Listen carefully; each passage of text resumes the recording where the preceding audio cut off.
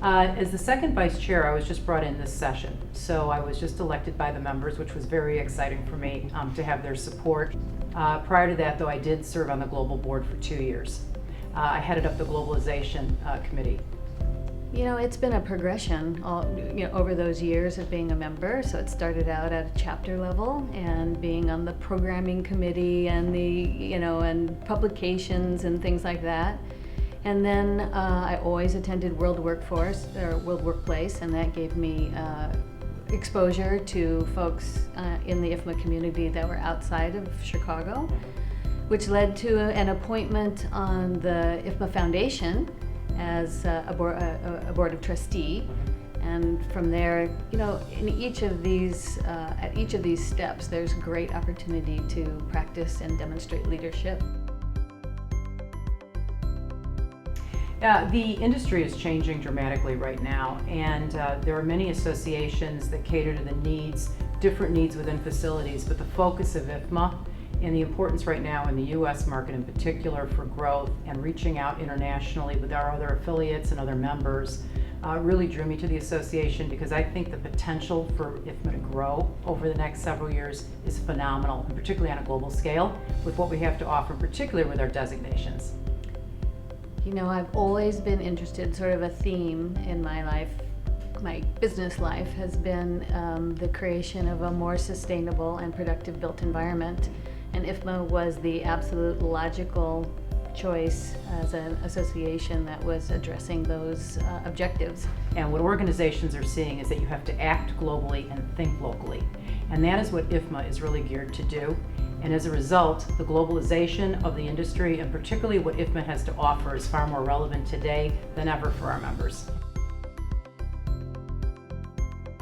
We've definitely become an advisor to the business. We are a thinking partner to the business, and that is so important.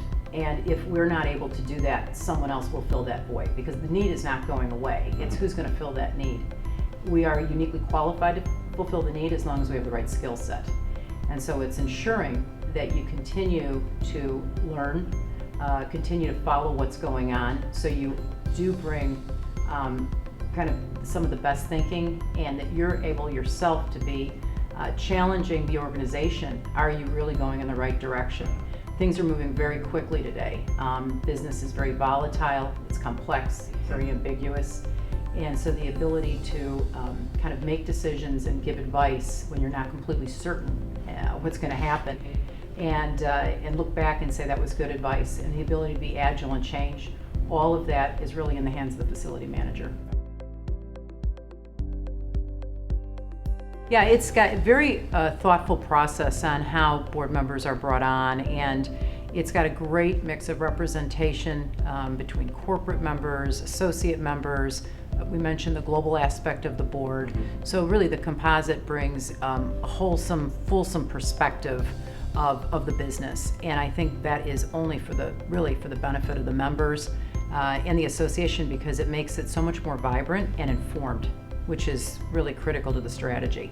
Yes, the board of directors, this is so exciting. We have this year the most international board that we've ever had. And really there's a very strong focus on making the I in IFMA, the International Facility Management Association, more international. So on our board of roughly 15 members, we have representation from China, from Switzerland, from the Netherlands, from Nigeria, Canada, and of course the US. So it's really very interesting sitting around the table with very smart people, all very committed and passionate about the facility management profession, and getting these, their thought leadership on not only what's happening here in the US, but what's happening around the world. What we are charged to do is to develop strategy and work, and then the staff at IFMA executes. So as a board member, I am really the voice of the customer. I'm the voice of the member. So I am spending a lot of time connecting with and talking to individual members, chapter leaders, council leaders, community leaders, to find out what are the needs? What is relevant? Where is the industry going? And then taking that information, that voice of the customer back to the board to talk about and make sure that the strategies that we're recommending are in alignment with what's happening and what's needed out in the greater workplace.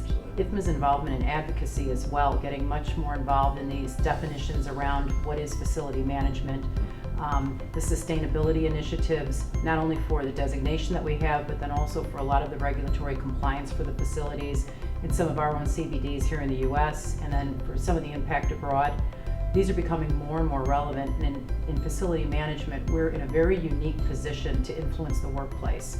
And so it's not only the talent retention and recruitment that we're able to influence, it's the experience within a property, but then it's also all of that compliance and ultimately being able to plan properly for the life cycle of the assets. So it's bringing together a lot of different disciplines that have always been part of facilities management in the past, but really integrating them more and treating them more holistically. And what that's done for us as a business is it's really elevated facility management in the eyes of a corporation, where we're finding ourselves in many more conversations with HR, with the C-suite.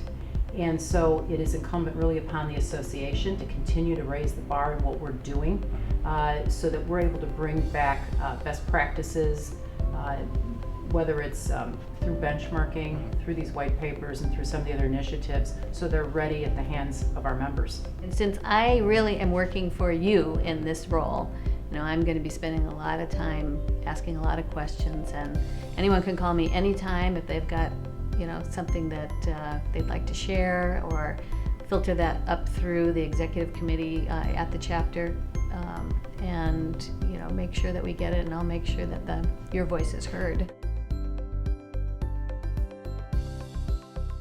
Pat Turnbull from the Chicago Chapter has also joined the board. We work very closely together, and Pat is now heading up the Globalization Committee. And so for us, the ability to take advantage of what that brings to bear from the association, as well as just from our membership on the board, the voice that we have on the board and within that committee, and then also the needs of the chapter can be well served. Our whole push right now is governance, as far as more outreach to the chapters to make sure that we're bringing all of the good things that we're thinking about there, what the needs are globally, are no more relevant abroad than they are within the United States, within the local chapters. And so the idea here is to make sure that what we're bringing is relevant, but it also kind of broadens people's opportunities outside of the Chicago chapter, whether their needs are on a national basis or on a global basis. It's kind of unusual to have two board members in the same city, but I consider it an absolutely fantastic opportunity, because we've got two great chapters here, and we're close and involved. I'm a member, of the Chicago chapter, and have been involved for many, many, many years. And so I think it makes it more up close and personal for our membership here, because we can talk about not only at the local level and at the national level, but strategically what's happening with IFMA on the international level. The Chicago chapter is one of the U.S. chapters that are very, very highly regarded for the talent within the chapter, highly regarded for the way the chapter is run.